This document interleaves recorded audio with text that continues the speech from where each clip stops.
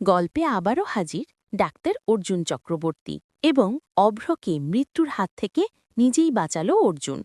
হ্যাঁ বন্ধুরা, অনুরাগের ছোঁয়া ধারাবাহিকের আগামী পর্বগুলোতে আমরা এমনটাই দেখতে পাব। বাড়িতে খবর আসে অভ্রকে খুঁজে পাওয়া যাচ্ছে না।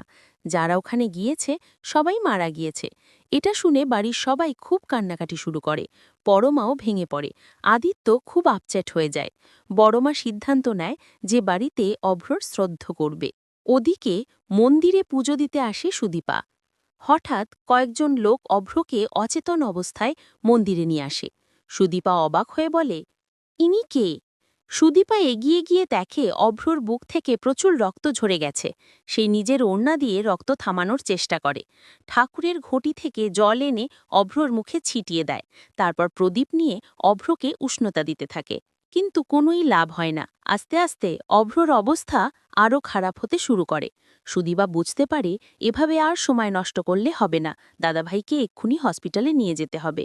তাই গ্রামবাসীর কাছে সাহায্য চেয়ে একটা গাড়ি করে অভ্রকে একটা হসপিটালে নিয়ে যায়। হসপিটালে ঢুকেই ডাক্তার ডাক্তার বলে চিৎকার করতে থাকে সুদীপা। আর সেই হসপিটালে ছিল ডাক্তার অর্জুন। অর্জুন সুদীপাকে দেখেই মনে মনে বলতে থাকে, এ যেন একদম দীপার মতো। সে অবাক হয়ে যায়। কিন্তু সুদীপা অর্জুনকে চিনতে পারে না। সুদীপা অর্জুনকে বলে, ডাক্তার, এনাকে যেভাবেই হোক বাঁচান। তারপরে অর্জুন আর কিছু না ভেবে তাড়াতাড়ি অভ্রকে অপারেশন রুমে নিয়ে যায় এবং অপারেশন শুরু করে। কিন্তু সুদীপা খুব চিন্তা করতে থাকে। তারপর কিছুক্ষণ পরে অর্জুন অপারেশন রুম থেকে বেরিয়ে আসে। সে জানায় অভ্র এখন বিপদমুক্ত। যা শুনে খুব খুশি হয়ে যায় সুদীপা এবং বাড়িতে আদিত্যকে জানায়। অর্জুন ভাবতে থাকে, এই মেয়েটা কে, আমাকে জানতেই হবে। তো বন্ধুরা, তোমরাও কি এটাই চাও যেন এভাবেই অর্জুন অভ্রকে বাঁচায়?